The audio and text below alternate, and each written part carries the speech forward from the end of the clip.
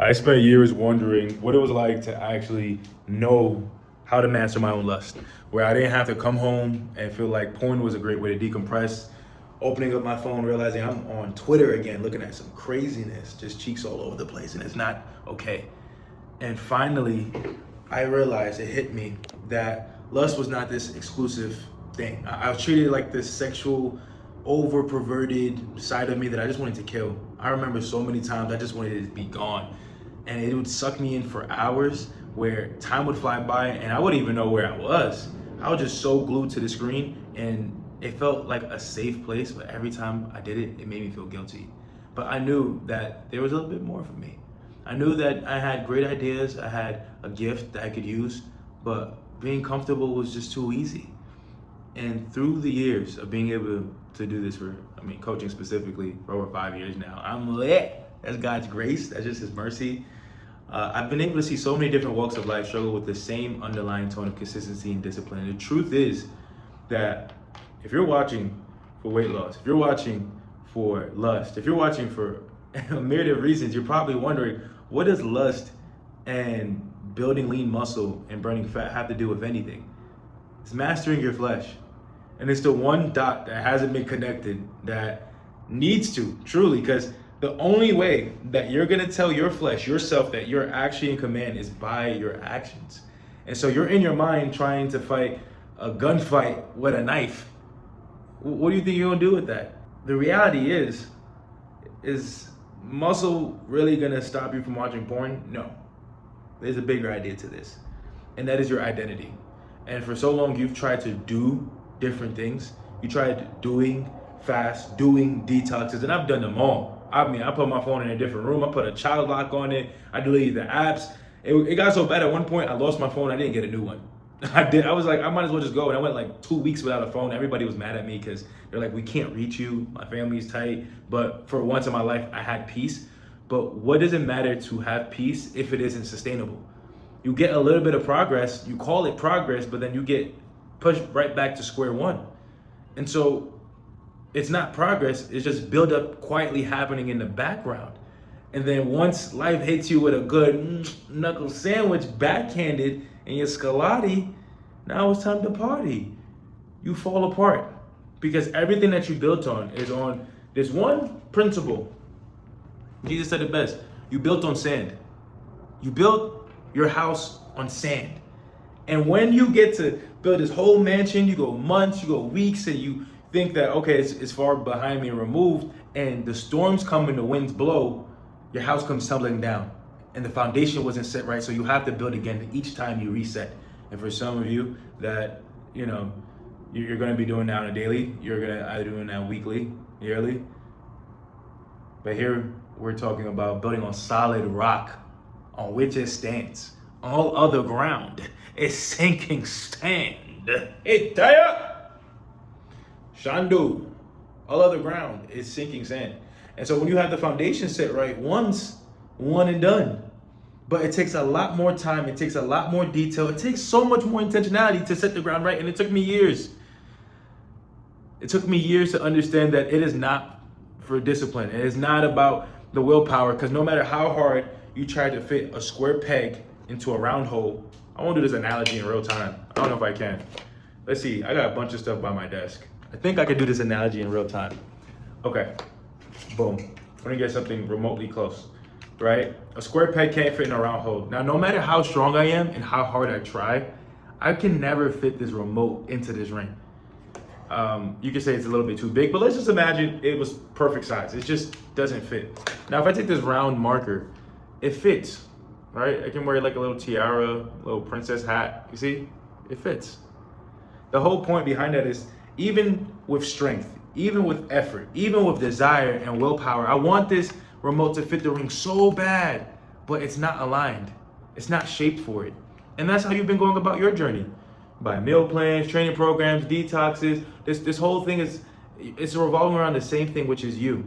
You and your identity and your pride. You haven't been able to be disciplined and consistent enough, so you turn to the comfort of food. You turn to the comfort of porn. You turn to the comfort of a false identity that can keep you exactly where you are, safely hidden and tucked away, where you don't have to actually face and sit with your emotions and build to who you know God has called you to be. And so now it's time to rip the mask off and call it for what it is. You are disciplined, you have willpower and desire. You don't have proper alignment because you have no real structure. You have no rhythm within your lifestyle. You don't operate out of a system, you just use goals. You tell yourself, well, I'm just not gonna watch porn anymore. That's a great goal. What's the system behind that? A system is a process of how you're actually carry out the journey. And because all you've done is just random effort, you have nothing to show for that. And so by actually establishing a system where on a day-to-day basis you can follow and also measure and track where you are along that process will blow your mind of how fast and how soon you can realize where you was going wrong and how you can be moving more correctly. And so that is the grace of what I have here. And I'll be sharing with you the daily deposit system. Is what I've taken with years of experience, over 5 years, being able to coach at this point hundreds of people, being able to change lives, and also, let's be real, the beginning, the ugly part, the failures too, the losses, everything that I've been able to learn, not just out of myself, because I'm not the smartest person, but out of real experience from other coaches, from mentorships that I've invested in over $20,000 at this point, and being able to pinpoint and understand what does a successful system look like, because truth is this is not just a carbon copy and paste. This is what actually helped my client Jory get on a knee and propose to his girlfriend. And another case is what helped my client Leon actually start showing up to the gym on a regular basis 3 times a week. But it was when he didn't even believe he would ever have a gym membership. He didn't think he would ever step foot into a gym because it was so intimidating and so scary at the thought of having to be around a bunch of people that he'd never met before. But now he's not only doing that, but he's posting on social media about his progress becoming a leader. Or my client Soraya, who lost over 65 pounds and now is creating a movement of her own. Man, woman, the one thing is in common. You love the Lord, you have a temple that you know that you want to steward well, and you have the desire to actually see yourself show up on a regular basis on a daily. And so this, without further ado, is going to be exactly mapping out what I've been able to build to create real lasting transformations and not have to start at square zero or build on sand anymore, but the solid rock and foundation. Hop in. Where the program lives. And so on a daily basis, you open this app and you're able to see what you need to do for the day. It sounds very simple, but this is catered to you as a person. So for Samuel, this is the objective that we talk about, that he wants to achieve in this season of life, that he knows will bring him closer each and every day. 1%, just 1% closer to the man that he know God is calling him to be. And so here, we're gonna start off with the meal tracker. This is gonna be able to show him what he's having. I'm not gonna lie, this is also for me, so I can give him some feedback like I did. And so how is he progressing on his goals? These are the macros that we set for him. He takes a photo of his food, he hit his macros. It's not brain science. It's not that hard because it's taking a picture. Not everybody starts off at the same place. For example, Samuel here, he's accustomed to measuring and weighing out his food. For some, he's going to start with hand portions. Sometimes it starts with logging. Each client cannot emphasize enough.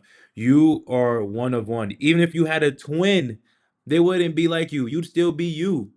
And so that is the same way as I coach. I coach according to the person what mental emotional capacity that they have. This is the workout that he had to do. And so there's simple instructions to follow, helping him understand what is a proper workout look like, what is RPE, where are some of the notes that I'm making. And so there are also demo videos that he can watch to understand his form better. And for each of his workouts, he has the opportunity to send me a video from his second set of what he's looking like. Maybe he's talking about his back hurt. And so we have live video check-ins to see what does that look like. And so support on a lifting sense of maybe being a little bit iffy is there.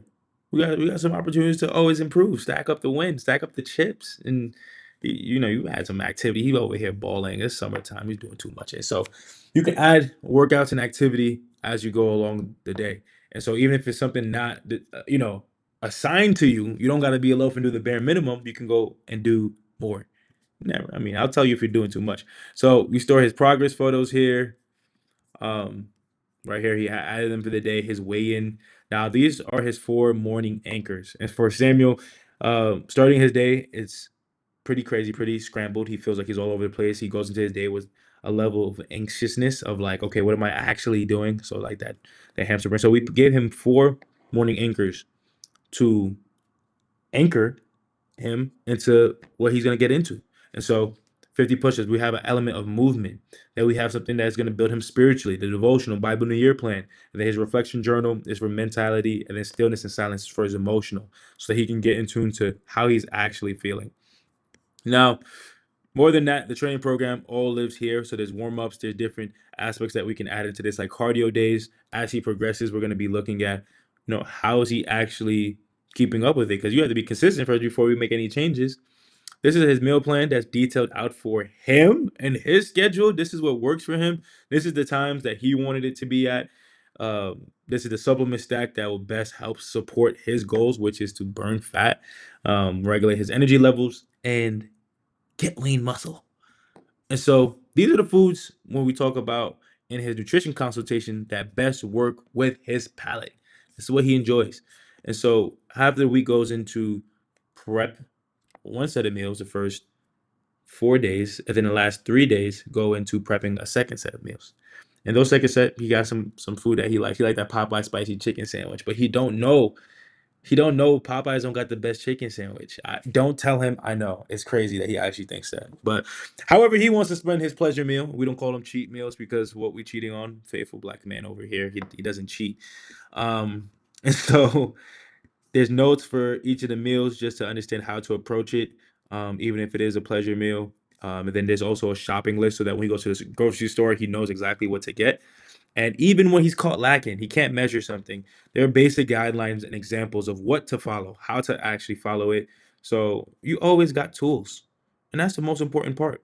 And so this is the behind the scenes. This is the insights of understanding where he's at. What is he averaging? Right now, he's about 3 pounds down. Pretty good, Mrs. Samuel. Pretty good. And so I get to see behind the scenes of how is he progressing with each exercise, his estimated run work max. Right now, we don't have that much data, but these are the numbers that help understand how is he showing up. Now, this is on the fitness and nutritional tip, but also understand that these are the habits that we want to stack, right? We have to stack, and this is going to just be a sneak peek into the bigger picture, which I believe. Where's my bigger picture? Speaking of, this is where everything's gonna live. And so this is the big picture of what the entirety looks like and knowing what your course of action is. I don't even know if that made sense. That sounded like a bunch of gibberish. So this is the data deposit dashboard. And so this is how you're gonna know where you're at in the program, how many weeks you have, the current week that we're working on, and your overall weight change.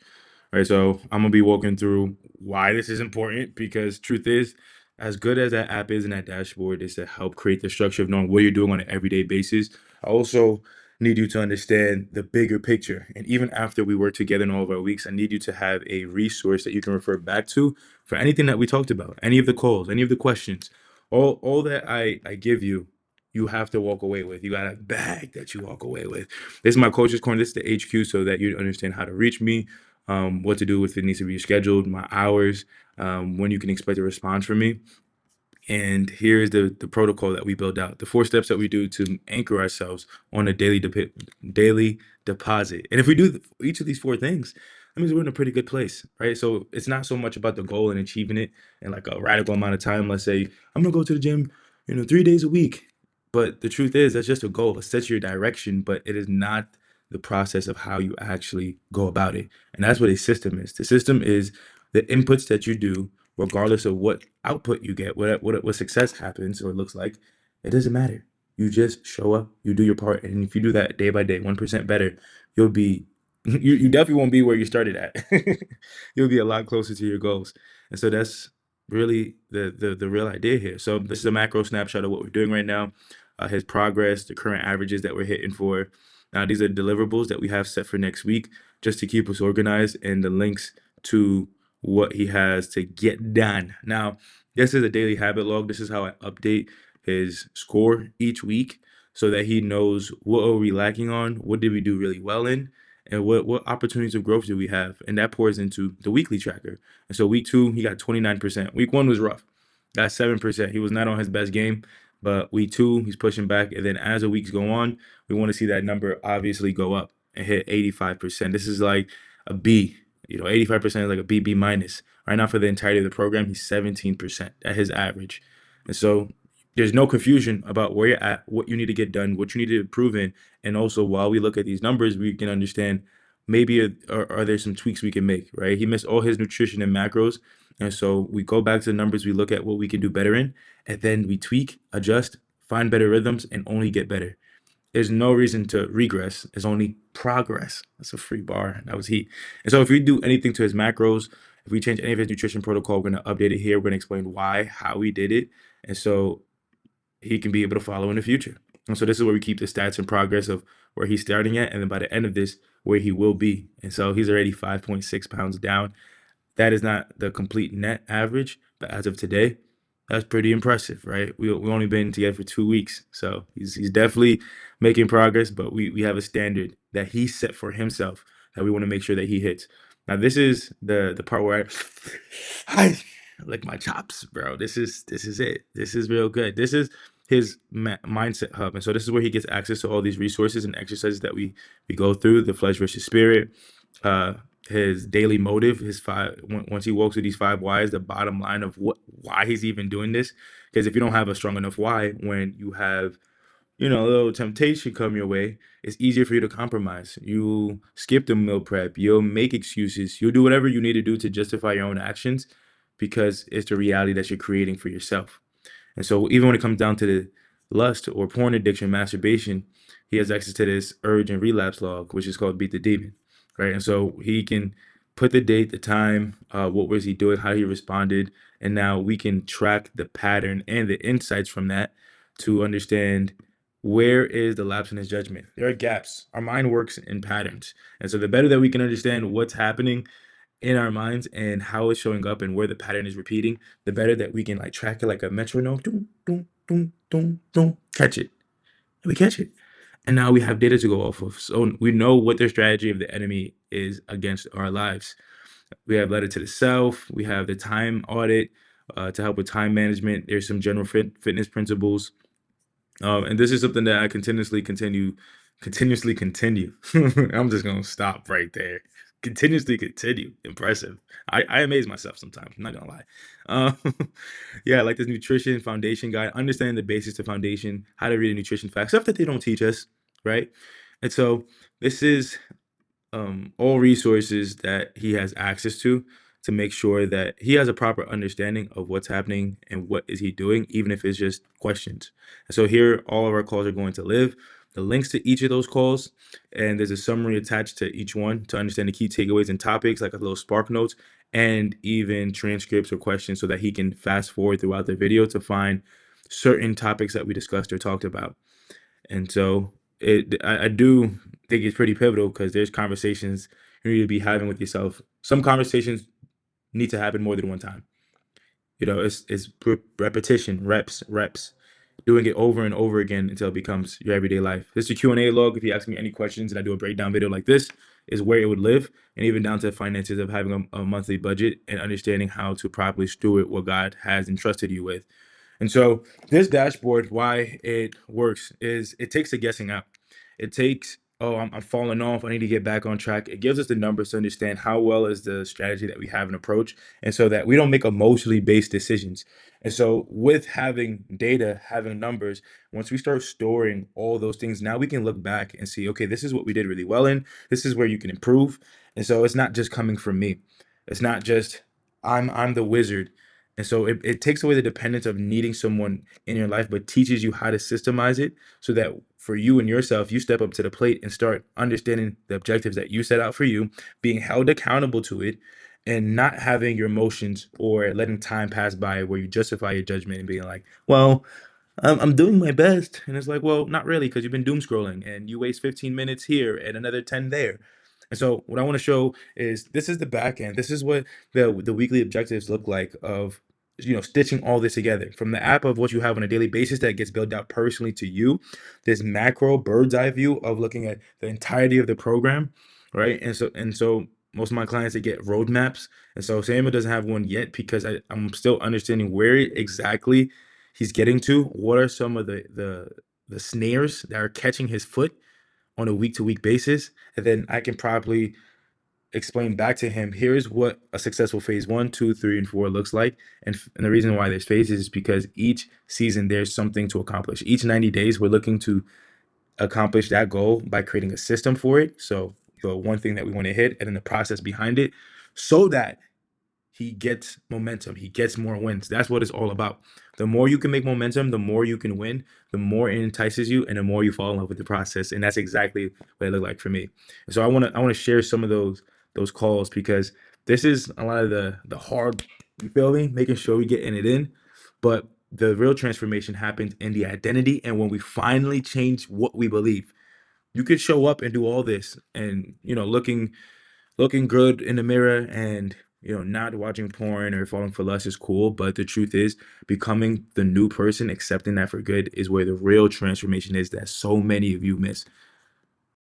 Before I even get to the next part, I first have to acknowledge that the fact that I am a husband today, that I'm able to have my own business, to be able to help and transform lives is God's grace, and it is a testament to this system that if it wasn't for me actually breaking away from the identity that I was so comfortable in of doing the same things week in and week out, I'm not sure I would be able to confidently find my wife.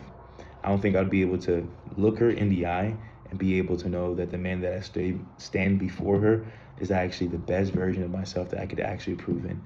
And so it's knowing that the aspect of love that I knew that I wanted in marriage, the standard that I want to keep myself to was beyond what I could do within my own willpower desire.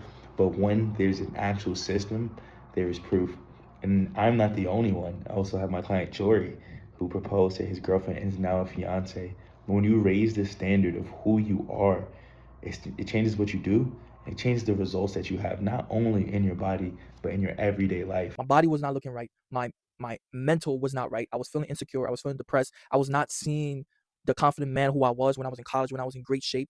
When I put a few pounds during college while eating, especially during COVID, I would always blame the government. I would always blame DoorDash. I would always blame circumstances, but not blaming the person across the mirror, which was myself. And when I entered the Daily Deposit, and the reason why I entered is because I'm not gonna lie to you. When I first saw Jonathan in the videos, like I thought it was a typical trainer. And then the more I got in tune of who he was and where he came from and how he progressed in his journey, it related to me because I wanted to get that. I wanted to propose to my girlfriend. I wanted to get in the best shape I can. I wanted to be more disciplined. I wanted to get more in my word. And when I got in the Daily Deposit, it made me feel as like I'm starting a journey and it's better to start now than not start at all. So during our session 101, it felt like I was speaking with my companion, speaking with my friend, speaking with a partner that motivated me to keep going. Although like I had self-doubt, he would always put word of affirmation during the session, so I would feel more comfortable. Like I didn't feel like I was in a tight space. And then as these 2 months passed working out, it surprised me. I did not think I was gonna lose this much weight in 2 months. I thought maybe I would lose 10 pounds, but as time passed, I'm knowing my physique is getting better, my muscles are getting better, my chest is getting more defined. Believe it or not, this chest right here used to be like a lot sluggish, and although I had the arms, it was not as defined as you see now. And I think it all to the Daily Deposit, not only because of me taking the risk and putting a step forward to get my body right, but also Coach Jonathan to give me my nutrition meals throughout the week, having me meal prep, calling me when I look like I'm not being disciplined or I'm not showing out or I'm not putting in the work I need to put work in. And I want to thank him for that because he held me accountable. He gave me all the support I need and gave me all the information I need. And we have weekly sessions that motivate others to keep going even when they don't want to, and also relate to other people, see their point of view, and they give you pretty much more idea, more perspective, and more wisdom of what to do and what not to do. And I want to thank you for that. If you're a person like me that feels like you have self-doubt and changing your habits, changing your image, this is your sign to tune into Daily Deposit. He will give you all the information, all the support you need to get to your end goal. And I promise you, even after you're done with your session, you're gonna feel as in like you made the best decision in your life. Thank you. This is Jay. This is my testimonial. Daily Deposit is the way to go. What's good, y'all? My name is Delaney. I'm gonna make this video very brief. I just want to share with you guys the impact that Coach Jonathan has led on my life. I was in a very dark hole. I just finished up my last year of football, and I didn't know what life had for me. I was very depressed, struggling with pornography. I've been struggling with that my whole life, and I felt like I was in this very dark hole, and I felt like I had chains on me, and I didn't feel alive. And it was just very depressing. I didn't know what to do. I ended up scrolling and seeing one of Jonathan's videos. I ended up reaching out to him. And just from that call, that 30-minute call, that hour call, my life changed for the better. And I'll let Jonathan go into deep detail about the conversation and how it goes, but the structure and the things and the gifts that he shares through that call really impacted my life. And I'm so grateful for that conversation. Probably one of the most impactful conversations that I've had in my life, because since then I haven't watched pornography. I haven't been depressed. I've been truly living up to God's mission in my life, and I feel more alive than ever. And a lot of kudos goes to Jonathan, and all the kudos goes to the Lord. You know, I couldn't have done this without the Lord. I'm so glad the Lord put Jonathan into my life so I can meet and talk with him. But really, the conversation was a true gift. So I'd really advise you guys, if you feel like you're in the same spot as me, or maybe in a worse spot, I can't relate to y'all, but whatever spot that y'all are in, I'm telling you, this conversation and meeting with Jonathan was the best thing I could ever do for my life. I truly feel alive, more alive than ever. And that goes to Jonathan. So reach out to him, talk to him. He really knows what he's talking about. He has a structure. He's professional. He's on point. I would call it fruit versus root. And so we have a tree here, right? Imagine you had an apple tree. This is an apple tree. All right, my tree got a big shrub at the top. I'm gonna get me a red pen and I'm gonna scribble in some apples. If I have an apple tree, Leon, and you saw me go up to this apple tree, take off the apples from the apple tree, and I started putting oranges on the tree. And I'm like, I'm gonna make this an orange tree. What would you tell me? Bro, well, your orange, well, after it comes off, you're not gonna get oranges from it. It's very absurd. Why wouldn't I get oranges from an apple tree? If I take the apples out of the tree, there's no more apples on this tree, and I put oranges on it, why would it not become an orange tree? Because an apple tree intrinsically wants to produce apples. It doesn't do anything else. An apple tree wants to produce apples. Yes. An apple tree will always produce apples. So no matter how many times you rip off the apples, you put oranges, you put papaya, you put mango, it doesn't matter how much you put on the tree. An apple tree at its root, right? At its roots, at its very core, what these things down here, the roots into the ground, that they literally intertwine, they break down, that you can't just walk up to a tree and just uplift it. You can't lift up a tree out of the ground. It's because fun fact, the roots of a tree go 2 times deeper than the height of a tree. Yeah. So the bigger the tree, the bigger roots that you're talking about. So to change the tree, you have to change the roots. And the roots are the seeds that are planted in it. The seeds of the tree are going to determine what it produces. And in this, Bible adjacent analogy of when Jesus talked about the seeds on the ground and having good soil, some of them get choked up by the weeds of life and the worries. It's the same thing that we're talking about here. There are a lot of seeds that are being planted, but the question is, what type of soil do we have to harvest the type of seeds that we're going to receive? So if we don't have soil that is fermented, that is ready to accept the seed and not be choked out by the distractions and the worries of life, it's never going to come into production. So it's never going to be a harvest to collect your apple fruit, your oranges, whatever that we want to produce. And that's usually because there's a big bad wolf, whether that's your flesh, blocking it. There's a big bad wolf that doesn't really want you to. There's an adversary. We have 3 main adversaries. I'm gonna make it in blue. You got this adversary. It's like, nah, you're just not gonna collect your harvest. Like, nah. What's in your flesh?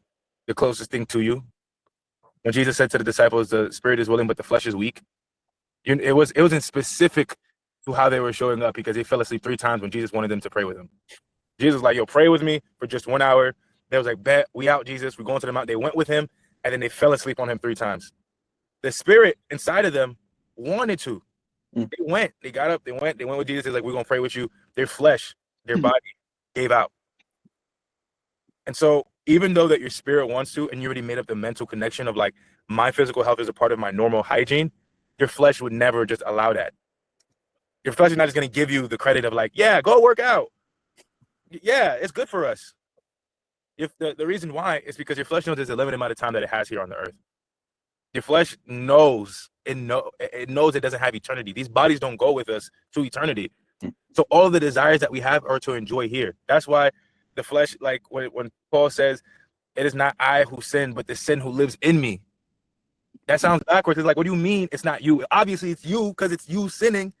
But it's like, it's the idea that the flesh, it's not me. It's not, I don't, the deepest core to who we are our spirits. It's our souls. And deep down, we do have the Holy Spirit. And now in spiritual places, we are seated with Christ Jesus in heaven, in our spiritual realm. We're not even on this earth spirit. We just on a whole new level. We are consistent. We are disciplined. There's a version in us spiritually that has already conquered all things, to the Holy Spirit in us, who was in Christ Jesus, is in us now. So we already have that deep down inside of us. And that is a gift of the Holy Spirit. That's one of the best news, a part of the gospel of like who we now have become.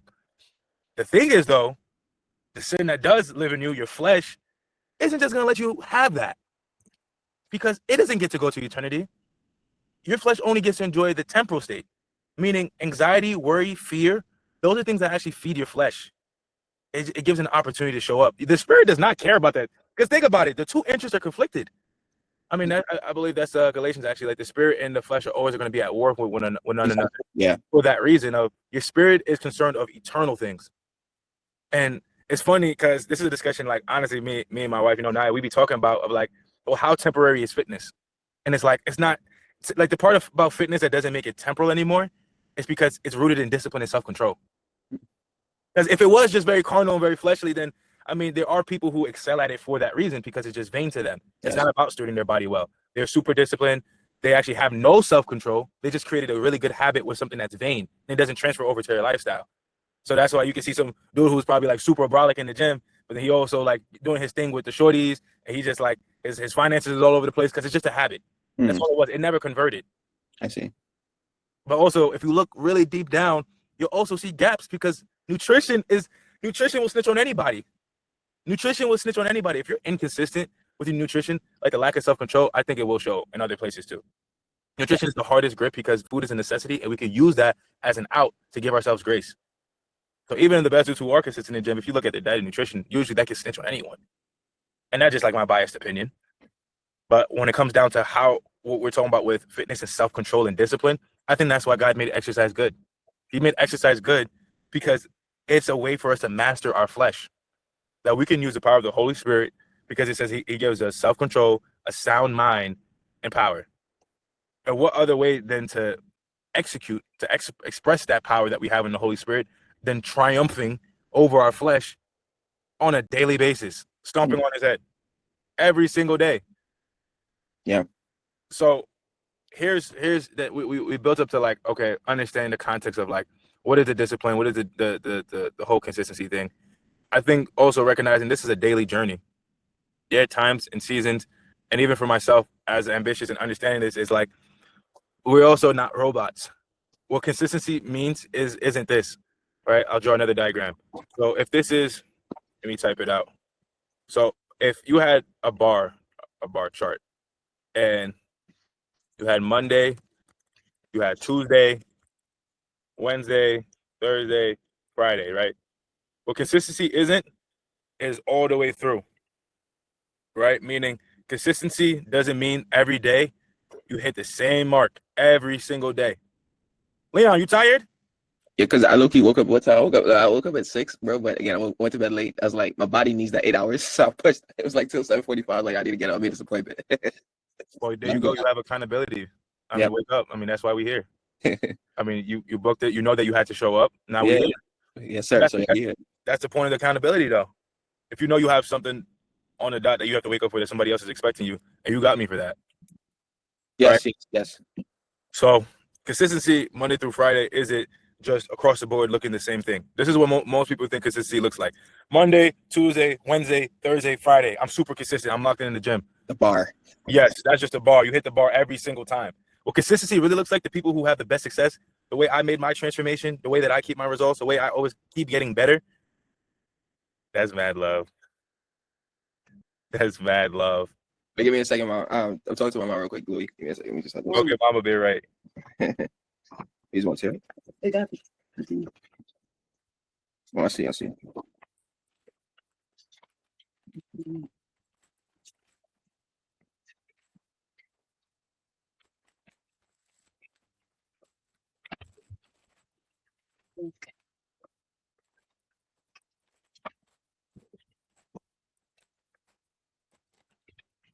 like for monster. This one ain't monster. Oh, wait, let me see. There it is. Yeah.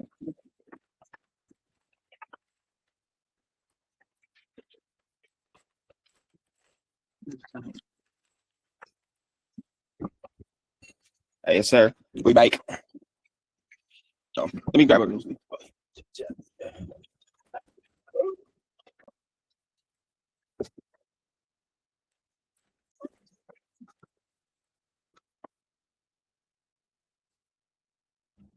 This man working a double shift. Yeah, we back. All right. Consistency bar. Yes, the bar. Consistency is, most people see consistency to be this bar of always hitting the same exact point each time. Now, what consistency really looks like is on every, what is this? Yeah, this is my eraser. So Monday, you might be here. It's Monday. It's crooked. Not that high. You're not feeling the best. You're not feeling 100%, but you still show up anyways. Whatever your 100% looks like Monday is probably 20%, 30% of what you know. Tuesday, you got the ball rolling. You're more like halfway. You're trending upwards. Wednesday, you're expecting to feel better, but you probably did almost the same thing, a little bit less than Tuesday. Thursday, you to the moon. you killing it. Friday, you probably like take that momentum, be like, if I did it Thursday, I could do it Friday, and you hit it. This is what consistency actually looks like.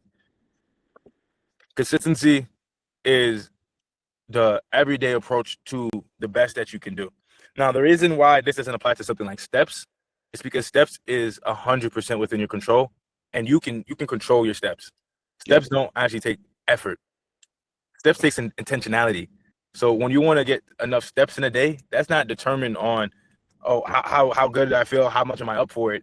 It's really because you're not being honest with yourself and being intentional to say, I don't want to get up and go outside, even though that I know it's going to be a blessing and be beneficial.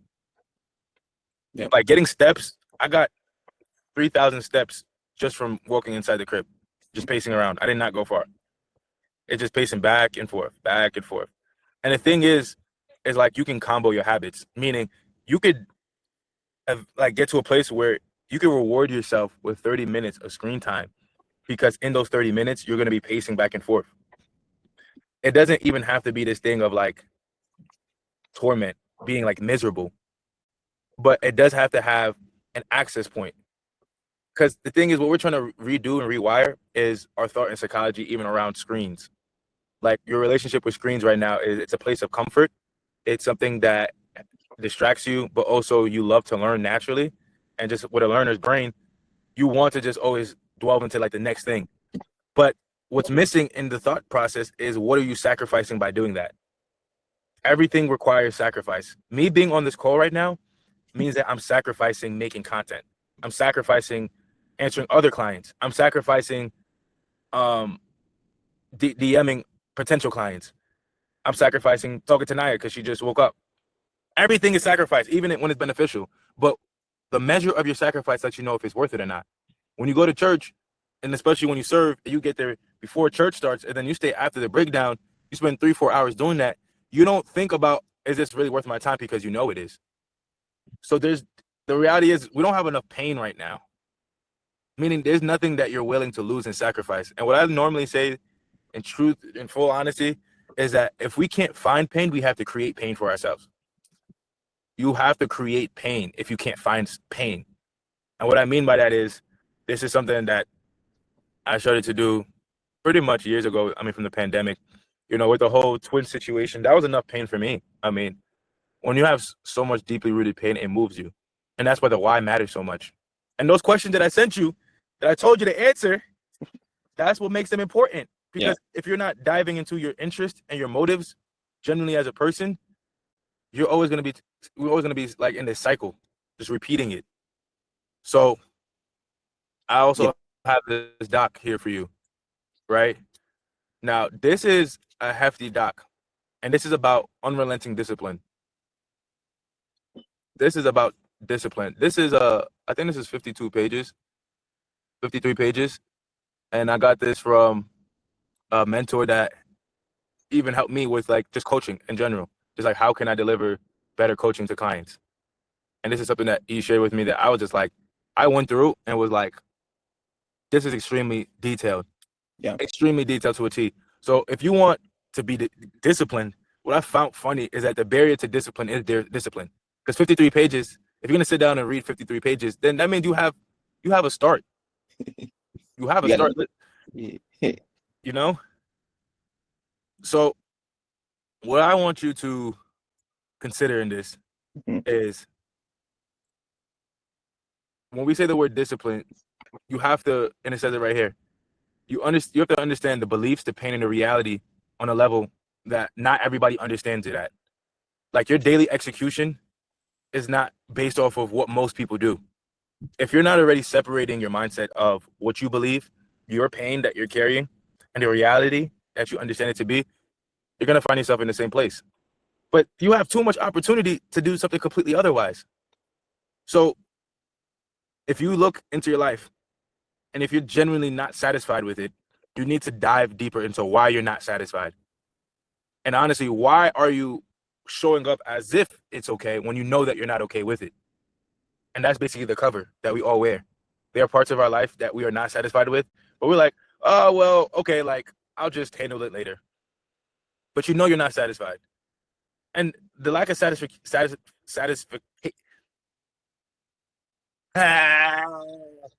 Satisfaction. There you go. I was like, Satisfaction. That's a satisfaction. The lack of satisfaction yes. does not mean the lack of contentment. You could be content and also want to grow.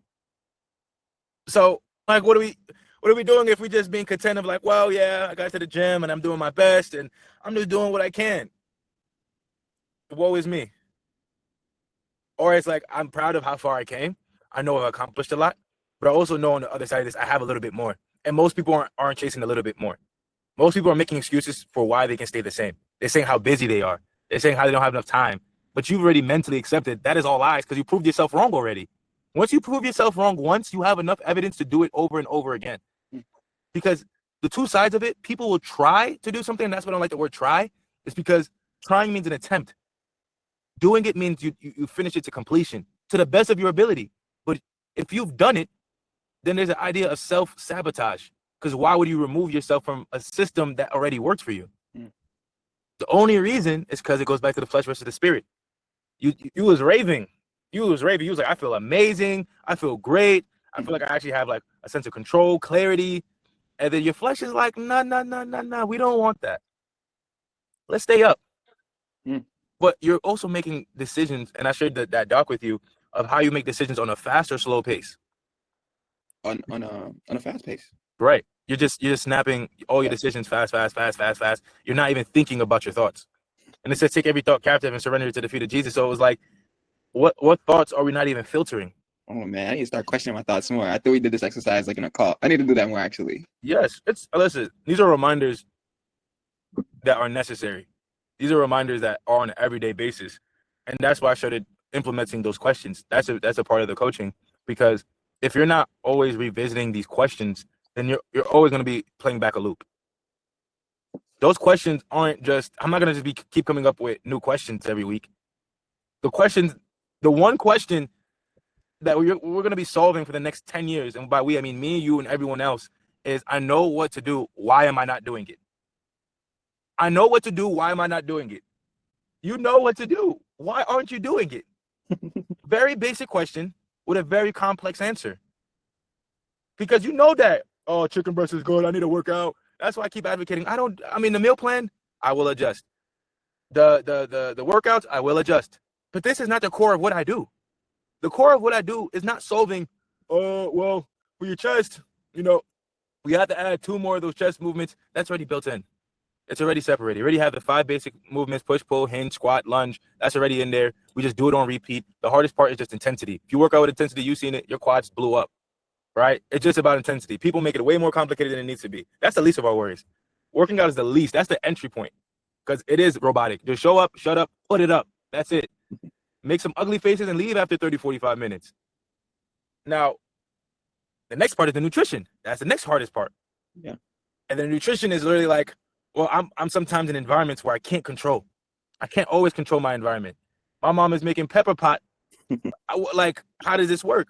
And now you understand the balance of even living off the scale of like, well, if I'm gonna have 3 cookies, let me at least have the cookies before or after my workout so that it can replenish me.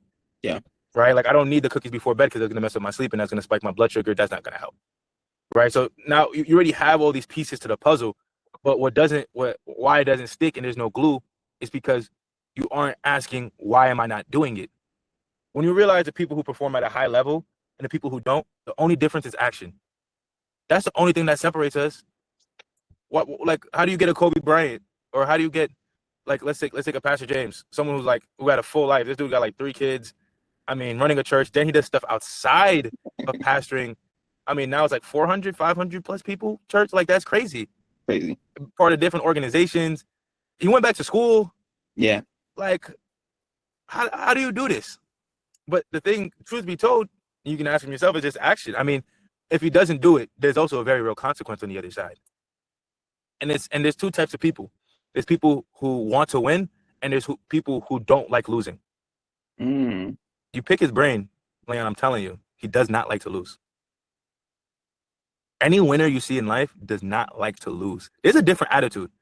Let's dive into it a little bit. Like, I know, I see what you mean, because it's like it's a plus if you win, but if you don't win, but like for somebody, losing is not an option. Therefore, you're going to push to win. I see the idea. Yeah. It's 2 different type of mentalities. The team imagine 2 teams playing. The team who wants to win is like, okay, like how can we win? All right, let's run this play. This is how we win this way. Like let's draw up ways to win. But the reality is, if you haven't won before, you're just guessing, right? If you have won before, you probably do have a system and some type of thing to piece together of like, okay, we won off of last time. This is what works. But then what happens when it doesn't work? Now you're trying to piece together how to win. The team that's not trying to lose, doesn't that sound a bit dangerous, playing a team that doesn't want to lose? Like, imagine you walk by like a pickup basketball game. Nah, we're not losing. Nah, we're not getting off the court. Nah, like I'm not leaving here with an L. You know who that sounds like? That sounds like Jacob before he turned Israel. I'm not letting go until you bless me. Versus, can you please bless me? I want your blessing. I want your blessing, please. I want your blessing, please. Versus, I'm not letting go until you bless me. Making the decision already that failure is not an option. But right now, failure is an option because of the identity that we're creating on an everyday basis. What we're doing is we're giving ourselves a lot more grace than we actually deserve. And that's something actually this season of life has taught me of like we usually give ourselves more rope and we extend more grace than we really need.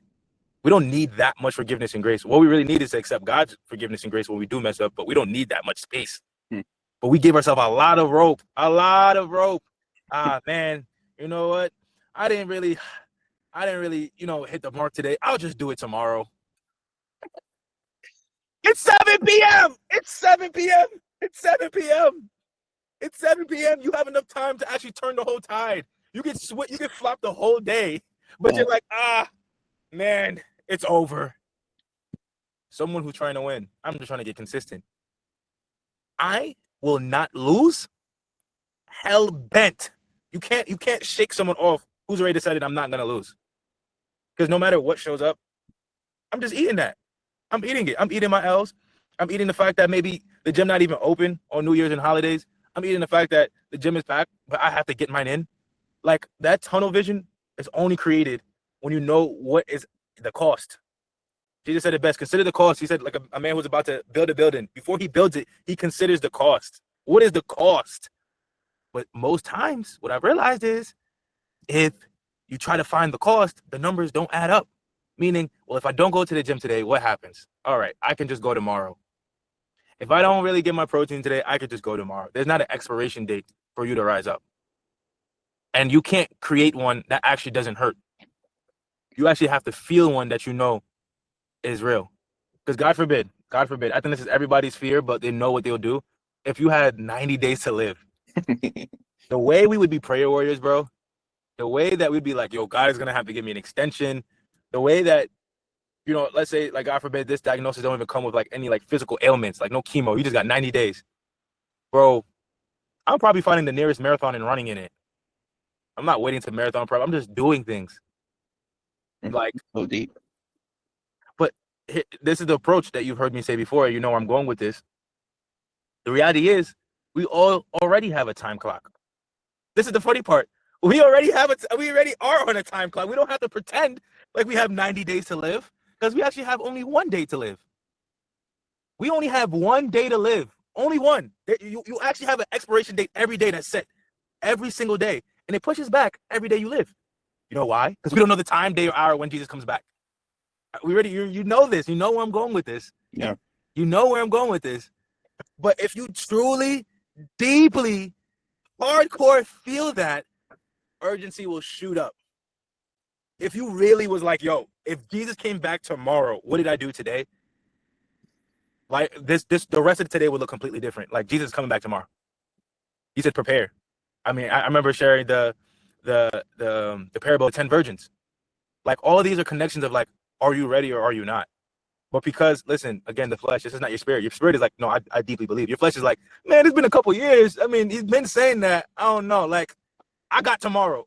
He teaches us in the word that we don't have tomorrow. He said, if you're going to say he goes to this city or the next city, that is that's God's will. If God wills it, that's what he taught. This is Bible. This is Bible. I wish I could be making this up. He said, don't just make plans for tomorrow as if God wills it. But here we go. Oh, man, listen. You know, today, not the day.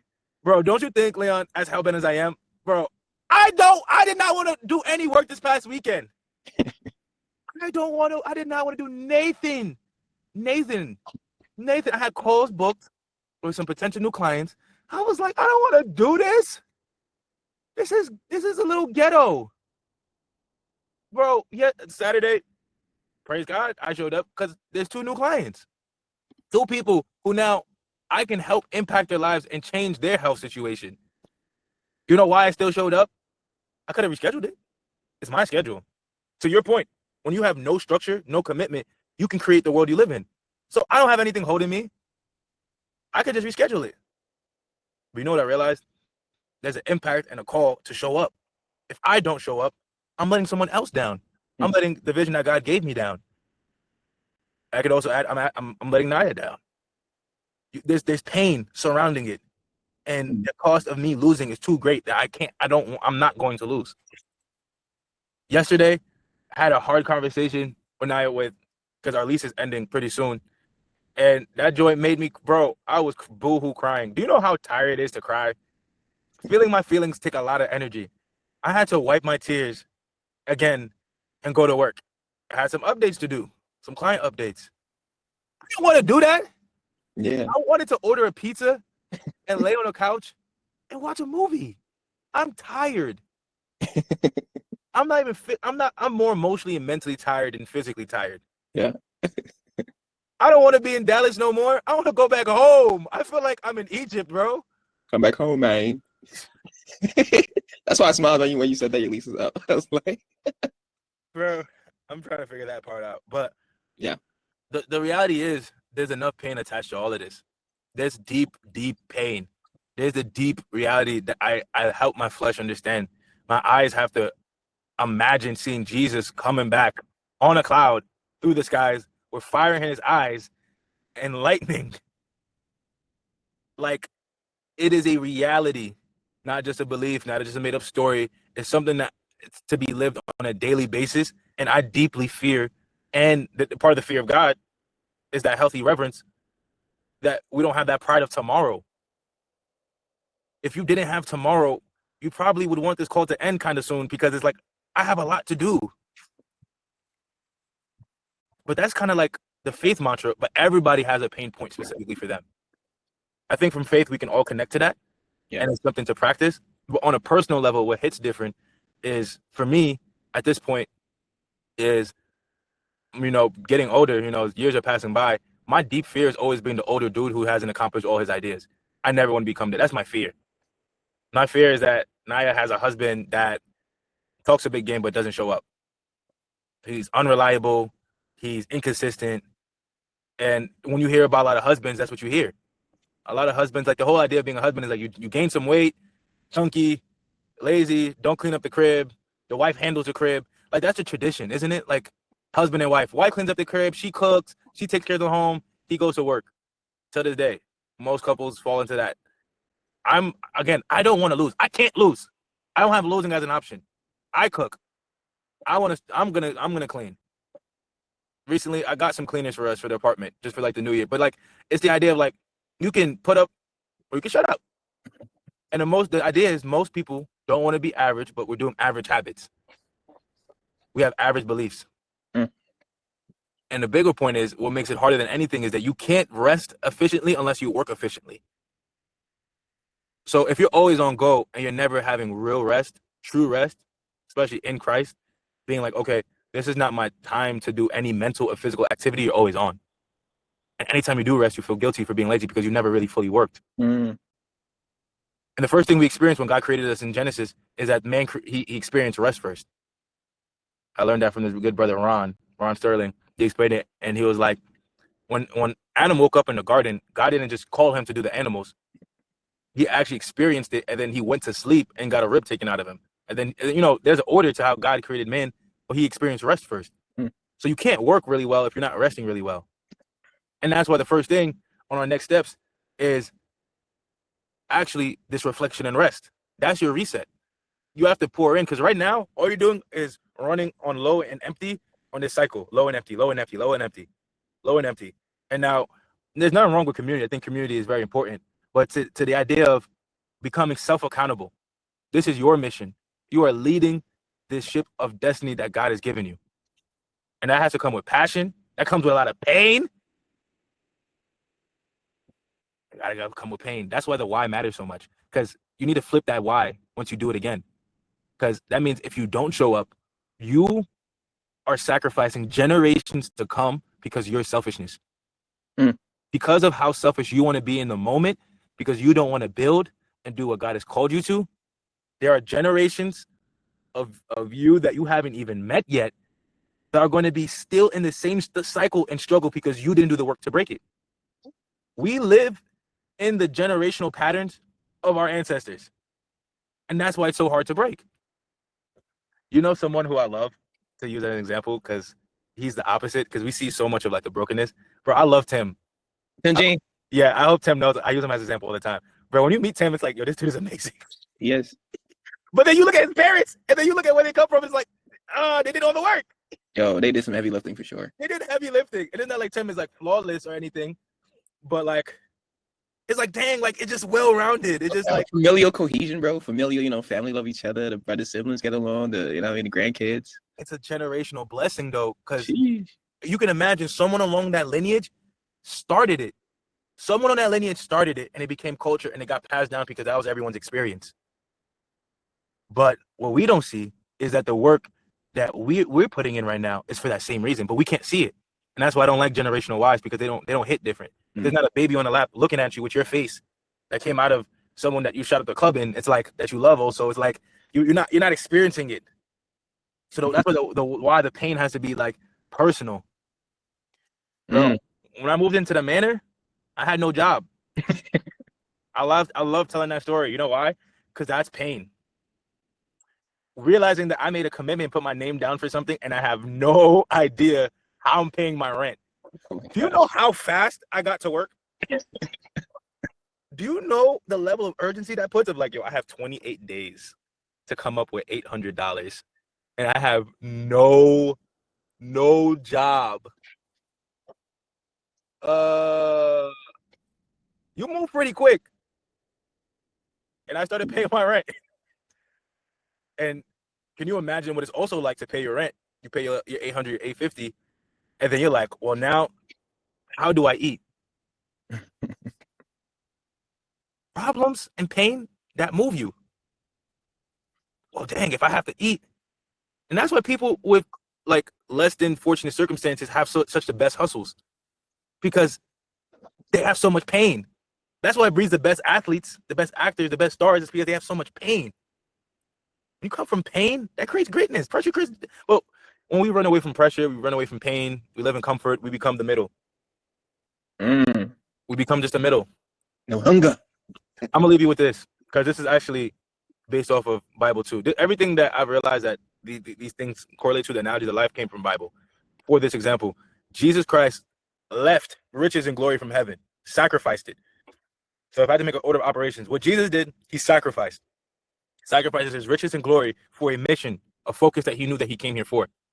He spent time preparing 30, I'll give, I guess 32 years, 33. I don't know which one because, you know, it started. So it was like, is it 33, 32? Anyways, 30 something years he spent preparing, already knowing his mission and his vision, preparing, and then found the community of helpers, the 12, and now, you know, the 72. There's more than just 12, but starting with the 12, establishing the 3 that he would keep close to him to accomplish his mission.